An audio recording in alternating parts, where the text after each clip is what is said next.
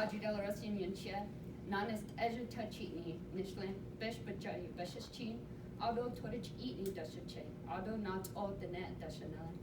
I'm Zuni Red Running Water Clan, born for German. My mother is Andy and my father is Shoni. My maternal grandparents are Ruth and Philip Bradley. My paternal grandparents are Bridget Emmert and late Lionel De La Rosa. I'm originally from Keyunta, Arizona, located on the Navajo Nation, and I currently live in Seattle with my partner, Lindsay Martin. I learned about the Oregon Tradeswomen program through my friends and my partners. I've always wanted to get into the trades for years, and I researched and did my homework, but I never pinpointed where I wanted to go. It just felt unfathomable. I didn't want to invest in more debt, and I didn't know there was apprenticeships to be able to pay for my education, and I've always believed in social justice. I went to school in a liberal arts college for sociology and gender women's studies, so because I wanted to fight against gender inequality.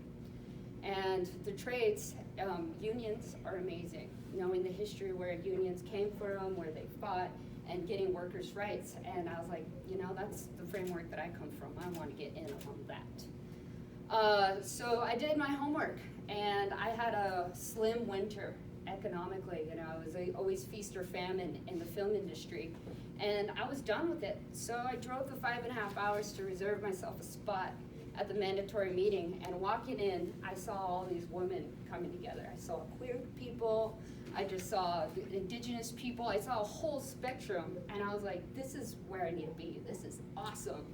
And I gotta say again, I saw Dawn Maurice, and she was like, I'm not sure I'm gonna make it, I have a really good job, and I'm not sure I'm gonna sacrifice.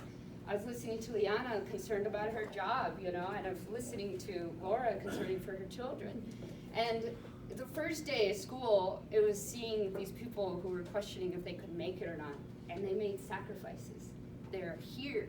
And that was amazing to learn their different stories, their different backgrounds, and there was a common thread, and that common thread was that they wanted change. And what the apprenticeship program and the unions had was that they wanted to empower people. They wanted to change people's lives. They wanted diversity. They wanted minorities. And we came in, lined up, and ready to sign up and commit. And these are stepping stones for each and every one of us. We all had to make a sacrifice to be here, whether it was camping or commuting and finding gas money and caretaking. We had to take time away from our families. We had to take the time away from our homes, and that grit is powerful. I come from a background where my family is labor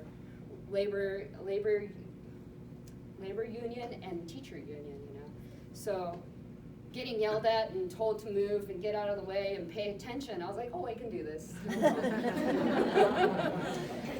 So it was really a great experience, meeting the different unions and getting hands-on experience in driving the excavators and, welding and cutting steel and copper and carpentry.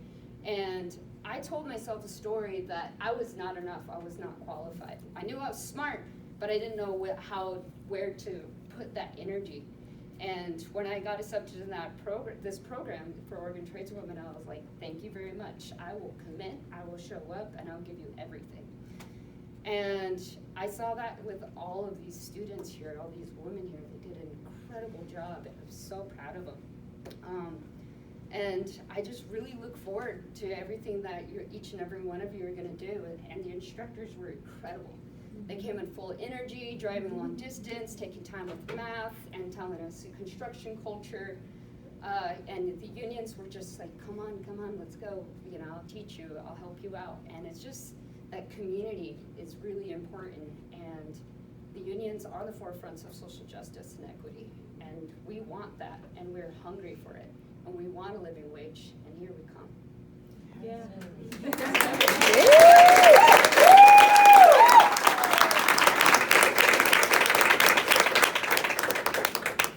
I'm going to be cruising back to Seattle. I'm going to go do my homework and go make friends over at the trade centers, where there's going to be plumbing, carpentry, and electricians. I want to make sure I can see myself. If I'm going to decide how I'm going to get my butt handed to me, I got to really make sure I really want it. And it's just I'm ready to commit. I'm ready to work hard. I'm ready to suffer. My grandfather's always told me, practice suffering. practice being hungry, practice being thirsty. Because if you know how to suffer, that when you actually endure struggle, you'll be like, I can do this. And that's why ceremony and prayer and family matters, because when you're going through any type of turmoil or strife, whatever, you know, you have your community. So I reach out to each and every one of you in this graduating class. Reach out to me, ask me questions. If you need me to tell you how special you are, I will do it, no problem. So thank you for your time and, you know, showing up and your hard work, and I look forward to coming back and being an instructor for working tradeswomen. Yeah.